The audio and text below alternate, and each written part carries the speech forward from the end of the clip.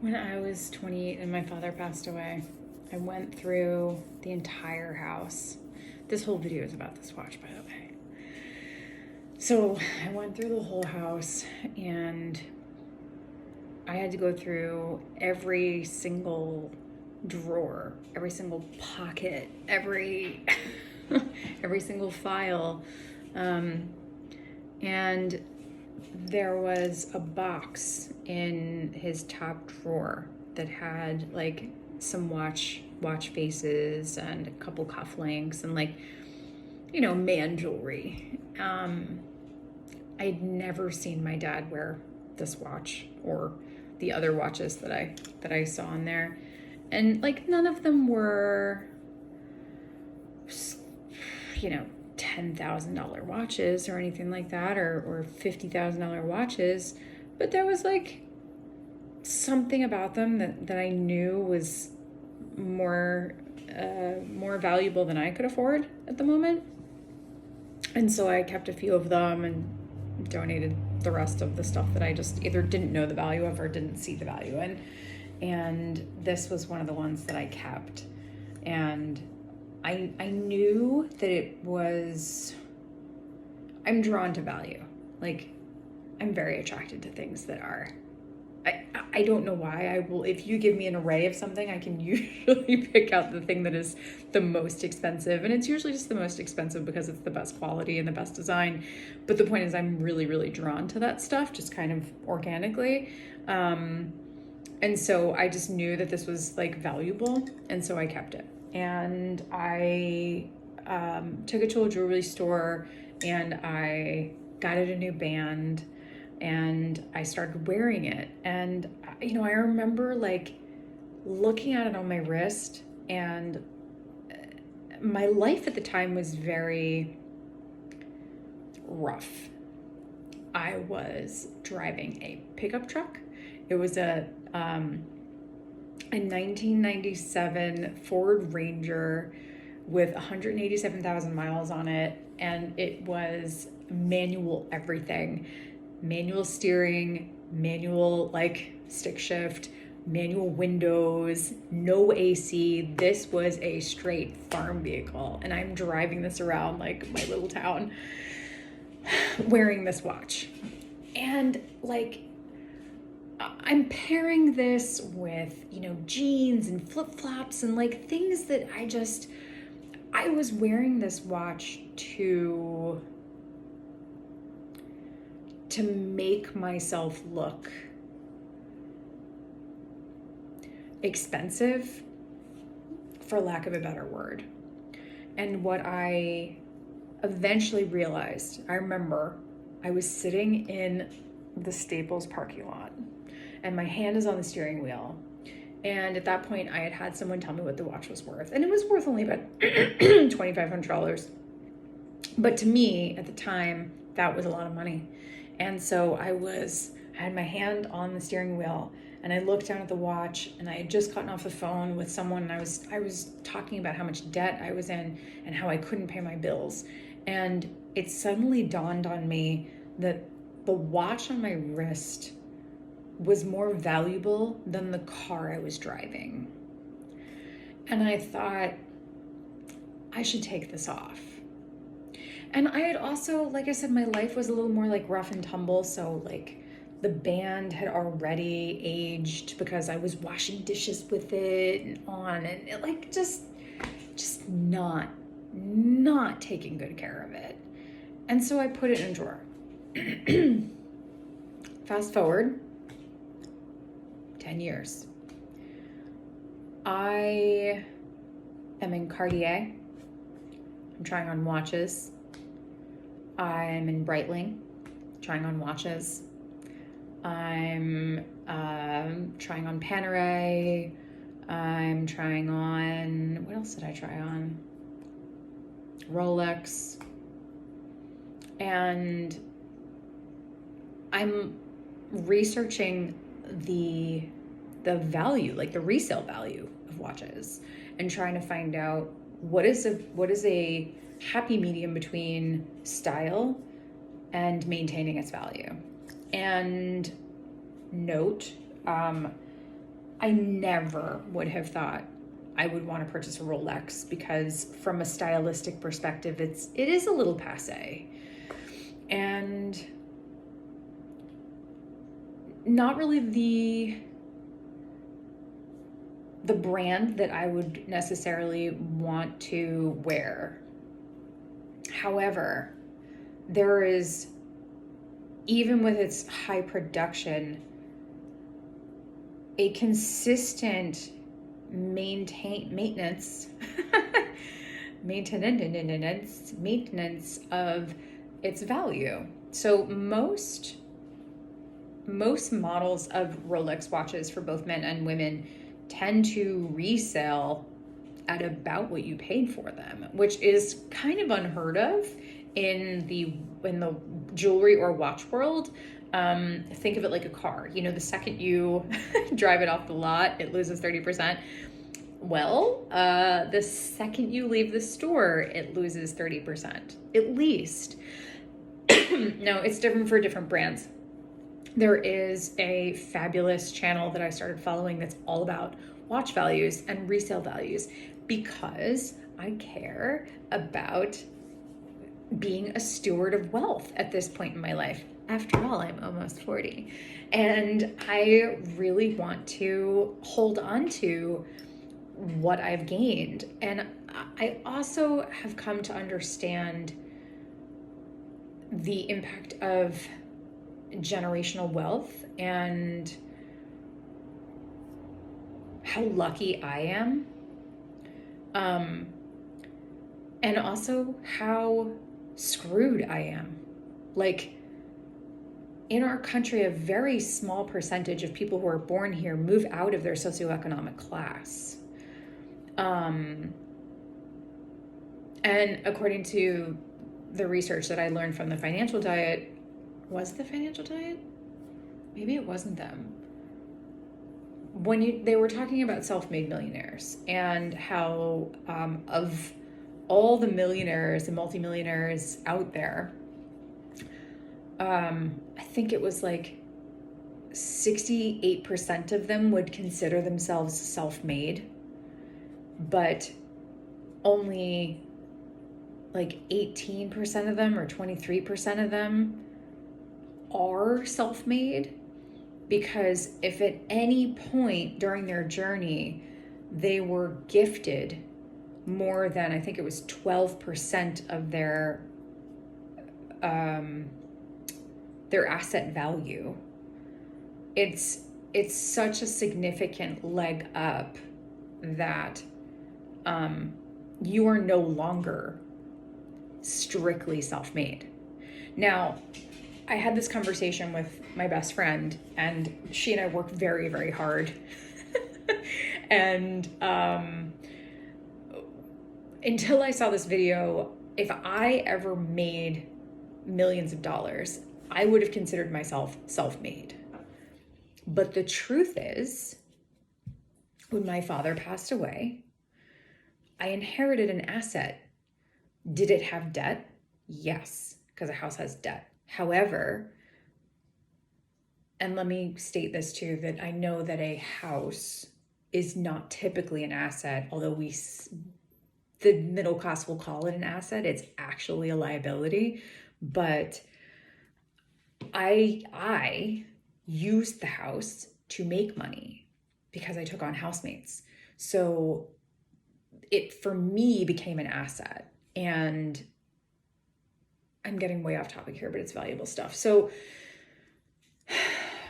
the point is that, going back to the whole being a steward of wealth thing, I understand that if we go back to the original purpose of jewelry, right, it was to be able to take your wealth with you and to be able to hand down wealth, even if it's just emergency wealth, for your children or, you know, whoever's next in line. And so storing wealth in jewelry, although we don't do that anymore because now it's worth, you know, half of what you paid for it as soon as you leave the store, or 30% less as soon as you leave the store in terms of like certain things. But But if I keep that concept in my head of I have been given beautiful things that have either beautified my life or benefited me in some way, like my house. This ring, this ring, there's no way for you to see this, I'm sure. But let's see if you can see it. Do you see that says 1906? I love this ring so much. So I wear this every day. This ring was made in 1906 and it's a family ring. And I don't care what the monetary value of it is. It's probably not very much, but the value, the inherited value of it, even just from a beautification perspective, is a reminder, a daily reminder to be a good steward of wealth. So going back to the trying on different watches, I'm in all these stores and I'm looking at all these different things and I'm starting to learn about the different watches that maintain their value. And I get to this point where I think about, well, what about an Omega? And I realize I have an Omega. I have an Omega I love. Why am I not wearing it? So I go to my drawer, I pull it out, I look at the band, I remember how much I wasn't a fit for this watch 10 years ago. And I decide I'm going to get a new band for it. I'm going to love the crap out of it. And I'm going to start wearing it again. And I did that. And now I wear it. And I wear it almost every day. I mean, this band, as much as I love it, this band is definitely more, I'm so sorry for this glare. This band is definitely more of a winter match. Again, love it, but I need a summer band. And that's the other thing is stylistically now I'm more delicate. I'm more feminine. My life is not like driving a pickup truck. I drive a cute little white Audi. I wear nice jewelry. Don't let these fool you. These are absolutely fake.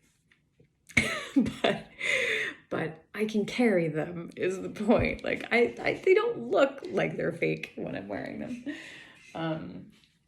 But I'm sitting here and I'm just working on my laptop and I'm just sitting here and as I look down at my hands, I feel grown up. I feel like I have a physical manifestation of my maturity. And it's so funny. The same thing happened to me with loafers. Quick story. When I was 15, I bought a pair of brown loafers and I tried to wear them and I looked ridiculous. And I remember 4 years ago, probably, I had a pair of white loafers that I bought and I loved and everyone complimented me on them.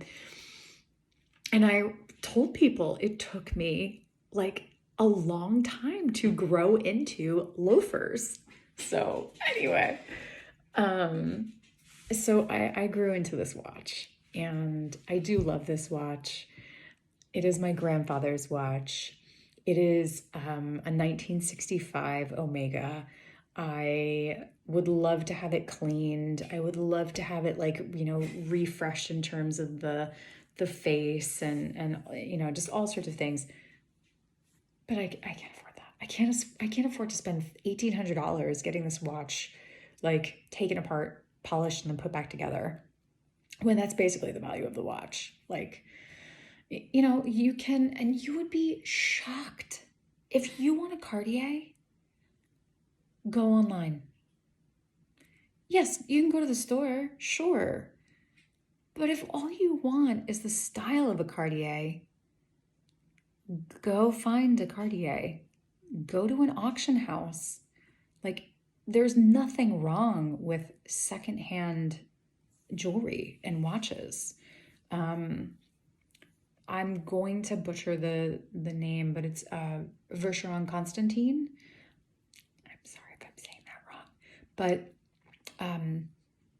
I went out double dated, and the friend of my guy was wearing a nice one, and it was very similar to this actually. And so I said to him, like, oh God, look, like, oh, look at our watches, we have such great taste. Oh.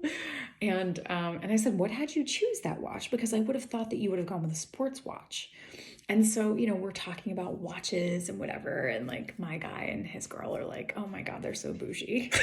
Like, we're not into this. We're totally not into like watches or cars or any of that kind of stuff. And I am. I like that stuff. I've always liked that stuff. The only difference is when I was younger, before I was like 40, I liked little fast Mitsubishi Eclipse type, like soup it up, make it loud, you know, American Muscle. Now, give me a European car. But I digress. So I looked at his watch, loved it, wanted to find, just wanted to find it, and did some research, found it, found the MSRP, found the resale value, and was like, oh, that's about half. Good for him for buying it new. Awesome. I would buy it secondhand. And it wouldn't bother me at all to buy it secondhand. Nobody knows. Like, my favorite Brooks Brothers shirt, well, is it my favorite? My first Brooks Brothers shirt, I bought for $4 secondhand. And it was like a thrift store find. You would be shocked how much Brooks Brothers I find at secondhand stores. I have to find petite, and I've discovered that now. That's another thing. I will talk about that in another video, because learning how to dress for my body, that didn't happen until my late 30s too. But I've definitely matured into my watch. And it's just so funny how I fit it now. Like, I fit it. It fits me. Like, we look good together. You know, I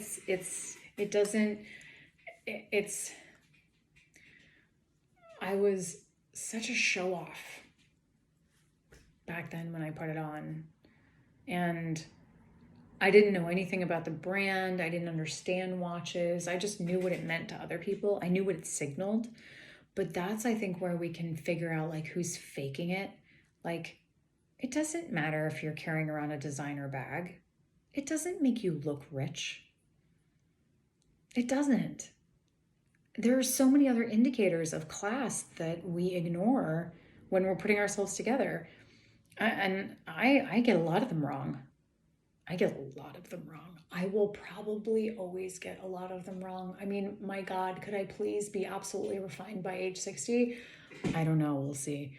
But I get a lot of things wrong.